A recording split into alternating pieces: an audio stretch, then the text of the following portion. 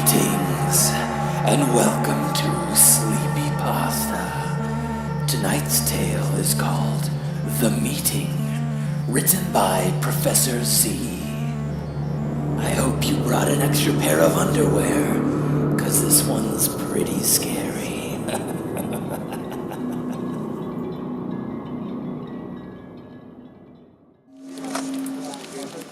I wasn't looking forward to this meeting. We've been having so many of them lately. Our boss was out of town, so I thought we'd have a break from these time-wasting afternoons. But I was wrong. Our new secretary was named Mary. She was a nondescript but ambitious lady. She struck me as being a little odd, but we all got used to her, and she turned out to be fine. Except for this. Mary arranged a meeting for when the boss was on vacation, and this seemed like it was going to be a boring meeting to end all boring meetings. We audibly groaned when she announced it. A guest speaker was going to help us find ways to be more efficient with our time. I joked with a coworker that we should all develop the flu that afternoon, but it didn't happen. We were expected to go, and Mary told us she'd be reporting to the boss on who didn't show. She had on a huge smile as she ushered us in, as though she enjoyed our discomfort. I was extra uncomfortable for a number of reasons. I have social anxiety, and being in a group of people makes me tense. I have to focus my attention with mental exercises and distractions just to get through it. I have a whole series of tricks and silly mental games to keep the anxiety at bay. This only worked for so long, though, and the longer I was around others, the worse it got. I asked the secretary how long the meeting would take. She told me that it was only a half hour. I weighed my options, and I decided I could probably go that long today, but it would be difficult. My coworkers and I filed towards the chairs and tables set out for us and got as comfortable as we're allowed to be at work. The secretary counted each of us, then, looking pleased, announced the speaker. I didn't really catch his name, nor did I care. When Mary was done, she nodded toward the front of the room and closed the door as she left. I wouldn't have noticed the man if she hadn't just acknowledged him. He was very nondescript, middle-aged, not attractive, but not ugly. He just seemed beige, almost blank. Somehow he made the brown carpet look interesting. I was hoping that it would get more exciting once he started speaking, but I couldn't have been more wrong. When he spoke, it all came out in dull monotone. By the end of the welcome, I knew that I would have to use all my skill to stay awake in this one, and I was really hoping for a raise, so staying awake was important to me. After 2 minutes, I found I had already lost focus. I looked around the room. Sam was doodling on some paper. Janine was tapping her pen to some imaginary song in her head. Kara was picking lint off her skirt. I wasn't alone in suffering, but the more I realized that, the more trapped I felt. I started to do some of my anxiety-reducing mental gymnastics to stay focused. I recited everything I had ever memorized, from song lyrics to names of animals. I tried making up stories about my coworkers. I tried making up stories about the presenter, but nothing kept me alert for long. I glanced at the clock. Only 10 minutes had passed. I looked around and noticed that many colleagues had put their heads down or were resting them on their hands. One seemed perfectly asleep, sitting straight up. I looked up at the speaker, but he seemed not to notice anything. He turned on the projector and dimmed the lights. I think this was the moment that a few drifted off for good. I refocused and started a new mental game. Things in the room that begin with the letter A. Argyle socks, air vents, air, alarm for fires, aluminum chair legs, athlete's foot. I started going into strange territories. Appendix scar, apathy, anxiety, angst. The game kept me going for a little while. The presentation slides had the opposite effect. There were no pictures, and the text seemed to be gray writing on a slightly darker gray background. I fought to stay focused, but my blinks were growing longer and longer. In my mind, I was thinking through all the places I'd visited when I realized my thoughts were resembling dreams. I forced myself to open my eyes. My head was down, but I couldn't remember lowering it.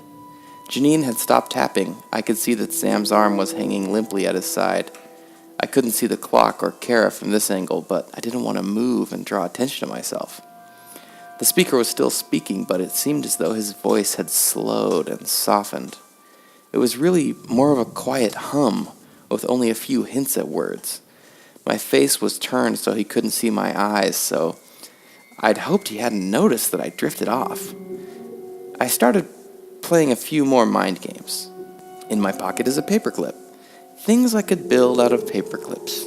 Train tracks, braces, electric wiring, staples, tiny swords. It wasn't working. If anything, my own words started matching his droning hum. My eyes grew heavy and started closing again. Now in darkness, images danced in my mind to match my game. A jail, a cage for insects, springs, tiny bed frame. Just then I heard a soft click behind me. A whisper came from the door. "Status?" I kept my eyes closed. This seemed like a strange addition to my dream. I started thinking again to realize that I was dreaming before and was semi-dreaming now. I focused the last of my energy to listen. The speaker responded in the same relentless monotone, only slightly louder and faster. "I told you to wait 30 minutes. It has only been 27. I cannot guarantee 100% success." For the first time since the meeting began, there was a silence. I could hear the clock ticking and deep breathing around me. It made me tense up. In a voice that barely registered, the speaker said, "Someone may still be awake." There was a sharp intake of breath from Mary, and the whisper that followed had a touch of anxiousness behind it. "What are we gonna do? Start again? It's too late for that. We finish and hope for the best. If there's any resistance, we'll deal with it when it comes." My heart began to race. What was happening? I tried to open my eyes, but they had grown uncommonly heavy, so I listened.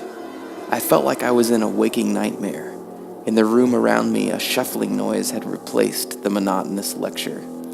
I began screaming at myself in my mind, "Wake up! Wake up!" I managed to get one eyelid open, just a crack. I saw the legs of the secretary and the speaker dimly through my eyelashes. They were carrying something white between them. They shuffled out of the room. I closed my eyes tight to the point of causing pain, and then with difficulty opened them and looked toward the front of the room. All of them. Every single one of my coworkers was asleep, but some of them had been moved. The seats closest to the speaker were empty, and on the tables before them were long white bags. My mind was still shaking off the grogginess, but my thoughts started playing a mental game on their own. White things, trash bags, tarps, cocoons, body bags. My heart skipped a beat. Body bags? At that moment, I heard 2 pairs of footsteps in the hall, along with more whispers. I dropped my head, hoping it was in the same position as it was before. "Please," I prayed, "please let no one notice." The voices grew loud enough to hear words as they entered the door. "Bundle up the rest. That will keep them in stasis until we finish loading." Mary stopped short, as though someone had silenced her. The pair began to walk around the table silently. I tried to slow my breathing. I tried to slow my heart. The silence may only have lasted a minute, but it was an eternity. They walked past, almost sniffing to check on each of us. I could feel breath on my cheek. I heard their footsteps pass. A rush of relief came over me. I stayed focused enough to not let out a sigh. There were more shuffling noises, and then a large thump. It was the presenter's voice I heard. "Get a second one. We don't have much time." Again, the sound of a thump and the sound of dragging across the floor. 2 things, 2 large, heavy objects, dragged toward the open door. The presenter spoke. bruise this one. I felt faint, and the footsteps grew quieter. Shaking, I arose from my chair. I looked around. They chose this room well. There was only one door, 2 windows. I tried, but the first window was locked. I ran toward the other one and tried prying it open. Frantically, I clawed at it. The voice spoke behind me. I sealed that one too. I turned to see Mary. Her hands were dark and dripping. I thought of charging past her through the open door. I clenched my fists. A soft male voice spoke. You can't get past both of us. The presenter appeared. It wasn't just his hands that were wet, but he had blood all over him. Something in his hand dripped. Instinctively, I backed up as fast as I could. Mary spoke, but not to me. You're right, we missed one. The speaker grinned at Mary. With the blood spattered across his face, a wave of nausea passed over me. I nearly doubled over. The speaker said, You took care of everything? She smiled back. Everything. He looked back at me. Then there is only one thing left to do. The 2 were coming forward, and I had nowhere to go. My mind raced. I'm trapped. No way out. The 2 were on me. I braced myself for the final blow. But instead, I found hands on my face. They focused on the mouth. Wet, dripping hands forced my jaws open, and then something warm and wet was shoved against my teeth. I remember the smell. I remember how it felt. Panic set in. Out of habit, I tried to quiet my mind. Things that start with A: abduction, anesthesia, animals, annihilation, air vents. I was suddenly very alert. The air vent was close by, nearly overhead. Struggling, I pulled myself away and scrambled onto the table. The 2 of them were still smiling. No, not smiling, laughing silently. My fingers shook as I removed the screws.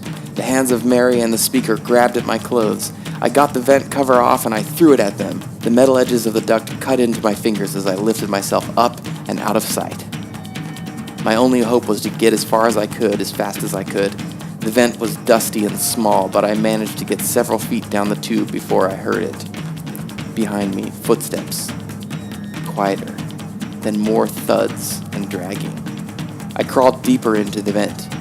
It was dark, and I was feeling my way forward blindly. I reached the intersection where the vent split into 2. That way I could choose where to go if they followed me. The footsteps returned, and the horrible sounds were repeated again and again. For what seemed like hours, the thuds and dragging continued, 20 times or more. I cringed every time I heard a body drop, and then it stopped. Nothing. And then one unmistakable whisper. We'll be waiting when you get out. I shuddered in the tiny vent. I didn't dare move, even when it grew dark. I stayed out of reach, out of sight, as the night grew colder. I fell into a fitful sleep, full of horrible dreams. Even when I saw a glimpse of light through the vent, I didn't want to move. I waited until I heard the sirens. Finally! Finally! I thought. I only moved when the sirens stopped very nearby. I wondered who had called. The police came in with guns drawn. I screamed, "Don't shoot!" and made my way out of the vent. I was thrown to the floor and cuffed. It didn't matter. I was alive and out. They took me to the station. They refused to look at me. They searched me, took my clothes, and gave me a jumpsuit. They read me my rights. Eventually, I found myself locked in a small room, opposite a mirror, and an officer in a tie. He sat a distance away from me, staring. He waited for me to speak. I managed, "How did you find me?" "We went to your work after the body of a young woman was found a few hundred feet away. The corpse was drained of blood and mutilated with strange cut marks. She looked as though she was butchered for meat. Her face was untouched. Her purse was nearby, still with money and cards in it. Her husband said she was last seen headed to work. Your work." I gulped. "Who was it?" He looked me over and finally said, "Why?" You have to find the others. Mary, the secretary, and the guest speaker took them. They put them to sleep and took them." The detective was quiet for a long time. He took out a file and thumbed through it. "Your workplace has no secretary." "She started 2 weeks ago. She arranged the speaker." There was no record of a speaker either, and no one else seems to have walked away. We find you with the woman's blood on you. You, the only person found alive. What do you mean that I was the only person? We found the others early this morning. All of them. They were stripped of flesh and butchered in the same manner. And he paused, choking a bit. And there were bite marks. Human. I finally understood why I was there. I didn't. I couldn't have. I was in the vent all night. The detective looked at the ground. "How did the blood get on your clothing and face?" I reached up and touched my face. A few dried flecks fell off onto the table in front of me. He arose angrily. "I have no doubt you'll try to plead insanity, but I won't rest until you're locked up for good." "But I had nothing to do with this." He reached across the table and grabbed the front of my shirt. He looked at me with a level intensity. "You expect me to believe that you had nothing to do with these murders? What about all the other times?" "Other times?" I said, choking on the words. The detective let go and dropped into his chair. His features hardened. "We know about that office last month and the 2 schools the month before that. Last year there were 10 such incidences. After all this time, you're the only survivor ever found. To top it all off, we found some human flesh with your teeth marks, not far from the body." His eyes closed as though trying to block out the image. I had nothing to say. He announced, "I'm done," and left the room. That was years ago. Everything afterwards has been a blur. There was a trial, and my lawyer managed to get me declared insane, in part because I was already being treated for anxiety. I also seem to have developed strange sleeping habits. Strange eating habits, too. I know how this will sound, but I now prefer my meat a little more underdone. In my mind, I still play back the moment that warm mass was forced into my mouth. I remember the smell, the feel against my teeth, the taste. I can think of little else. That thought has replaced all of my other anxiety games, and it calms me more than anything else. I'm so calm, they're thinking of reevaluating my case. I could be pronounced sane and be out of here, at least part of the time. Whenever I get stressed, I think of the flesh. I now know what Mary and the speaker meant when they whispered into the air vent, "We'll be waiting when you get out." It wasn't a threat. It was an invitation.